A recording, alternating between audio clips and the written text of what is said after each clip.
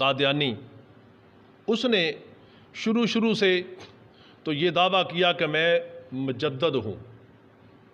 مجدد کے میں نے پتہ کیا ہوتے ہیں؟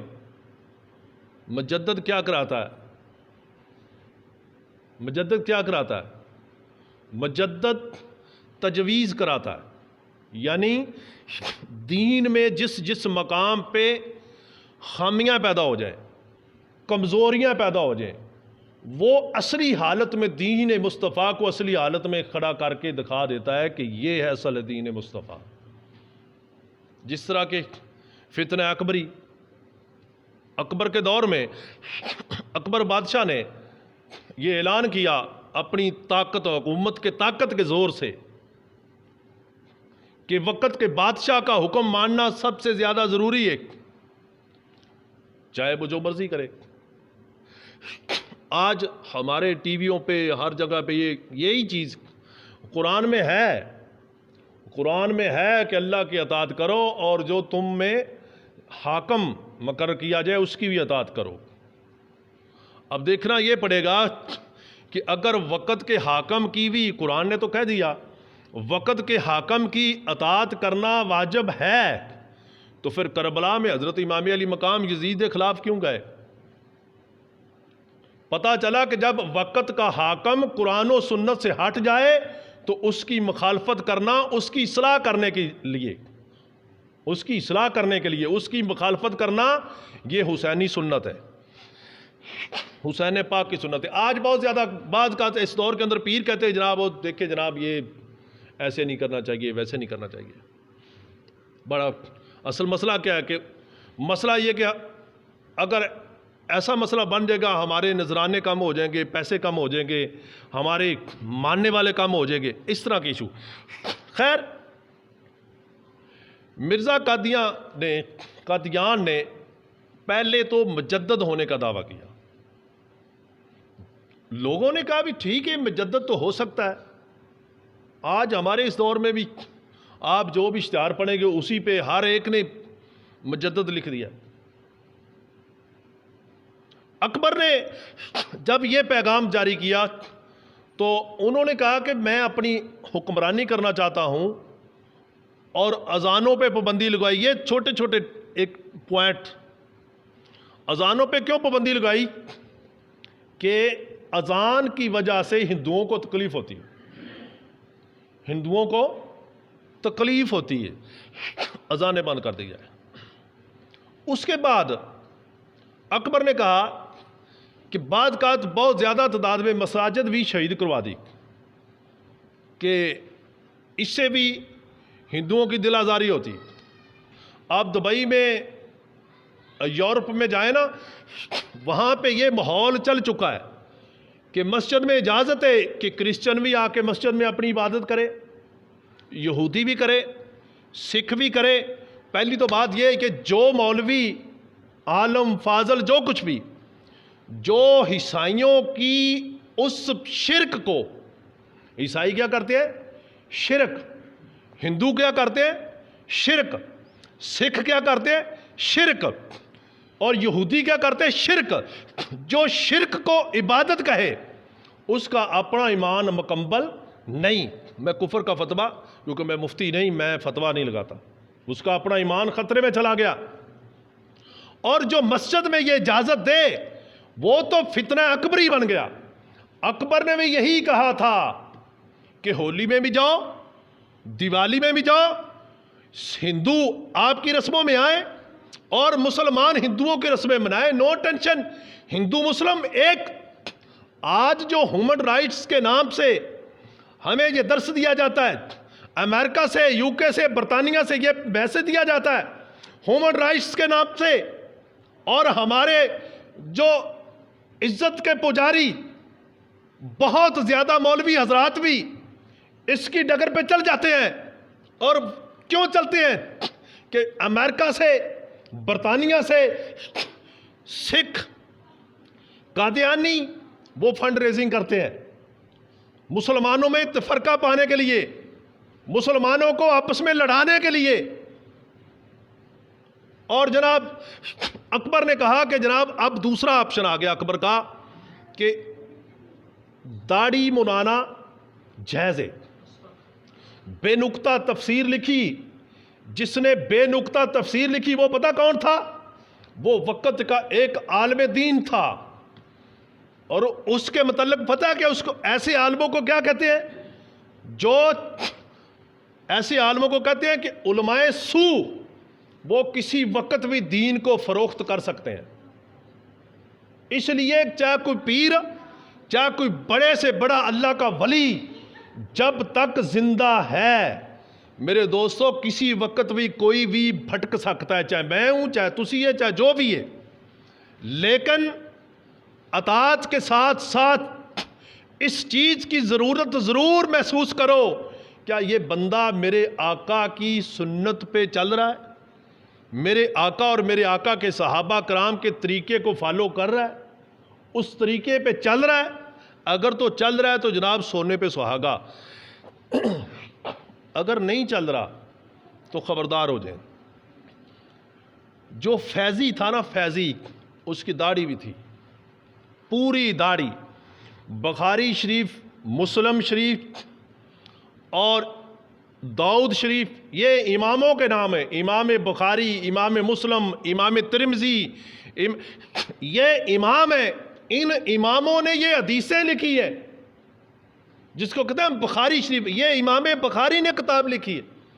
بخاری شریف میں، داؤد شریف میں، مسلم شریف میں، ان تمام حدیثوں کی کتب میں داڑھی مبارک کے متعلق حضور کی جو داڑھی تھی وہ ایک مٹھی سے زیادہ تھی۔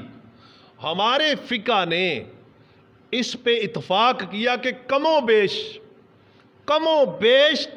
کم سے کم ایک مٹھی داڑھی ہونا یہ واجب ہے۔ اس سے آگے داڑھی کو چھوٹی کرنا اور پھر امامت کے مسئلے پہ بھی کھڑا ہونا اعلیٰ حضرت امام اہل سنت کا فتویٰ ہے کہ ایسے امام کے پیچھے نماز پڑھی اگر جائے تو نماز لٹانا واجب ہے، نہیں تو نماز نہیں ہوگی۔ یہ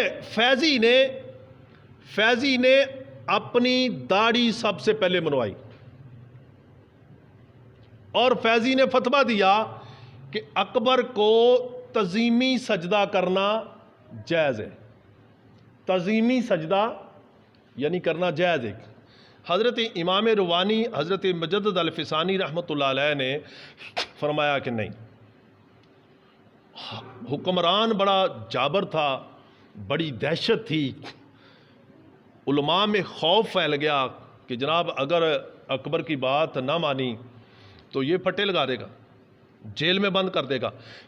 علماء نے حضرت مجدد الفسانی کو یہ پیغام دیا کہ جناب، مشورہ دیا کہ جناب جان بچانا فرض ہے، اور دین میں یہ لاجک موجود ہے کہ جہاں پہ ایسا مسئلہ آ جائے رخصت پہ عمل کر لیں، رخصت پہ عمل کر لیں۔ یہ رخصت پہ عمل کرتے کرتے آج ہم اس نیج پہ آن پہنچے ہیں کہ ہم سے یہ سوال کیا جاتا ہے کہ داڑھی کا کیا لاجک ہے۔ یہ تو مولویوں کی ایک بات ہے، آج رخصت نے اس سٹیج پہ ہمیں لا کے کھڑا کر دیا۔ رخصت نے چلو جی کوئی گل نہیں، انج بھی ہو جانا چاہیے، انج بھی ہو جانا چاہیے، اے بھی ہو جاتا۔ علماء نے کہا حضرت امام ربانی سے کہ جناب کوئی مسئلہ نہیں، رخصت پہ عمل کر لیں۔ کیوں جی قاری صاحب؟ رخصت پہ عمل کر لیں، جان بچا لیں، کوئی مسئلہ نہیں، گناہ سے بچ جائیں گے۔ امام ربانی نے فرمایا کیونکہ مجدد رخصت پہ عمل نہیں کرتا، مجدد عزیمت پہ عمل کرتا ہے۔ جو مجدد ہوتا ہے وہ زندگی میں کسی وقت بھی مسجد سے بھول کے بھی پہلے سجا دایاں پاؤں باہر نہیں نکالتا۔ امام ربانی بھول کر دایاں پاؤں مسجد سے باہر نکال لیا، یہ کوئی آپ کے نزدیک یہ کوئی گناہ ہے؟ اس کی لاجک نہیں ہم سمجھے، بھول کر تو آپ واپس پرت کے تے زارو کتار رونا شروع کر دیا، رونا۔ آپ کے صاحبزادے نے عرض کیا کہ ابا جی آپ بھول کر باہر نکلے۔ فرمایا بیٹا آج کیا کوئی پیر اس طرح کرتا ہے؟ نہیں کرتا بیٹا. لوگ ہمیں پیر کہتے ہیں, ہم سے یہ بھول کر بھی حضور کی سنت کے خلاف کام ہوا تو کیوں ہوا؟ رو رو کے اس پہ, یہ چھوٹی سی بات. اور فیضی نے یہ فتویٰ دیا, سب سے پہلے فیضی نے اپنی داڑھی بنوا دی, اپنی داڑھی بنوا دی اور کہا کہ کوئی مسئلہ نہیں. اب اگلا ایشو کیا تھا کہ تمام جو اکثریت علماء تھے انہوں نے تو بیعت کر لی رخصت پہ عمل کرتے ہوئے کہ رخصت پہ عمل کر لو کیونکہ بادشاہ ظالم آ گیا ہے, اس کے آگے ڈٹنا, یہ ہم سب کمزور ہیں, ہماری طاقت نہیں اس قابل, لہٰذا رخصت پہ عمل کر لیں. جب رخصت پہ عمل کریں گے تو گناہ نہیں ہوگا, تو جان بچ جائے گی. امام ربانی حضرت مجدد الفسانی نے فرمایا کہ نہیں, میرا نام احمد ہے اور میری رگوں میں فاروق اعظم کا خون ہے, میں کسی صورت بھی رخصت پہ عمل نہیں کروں گا.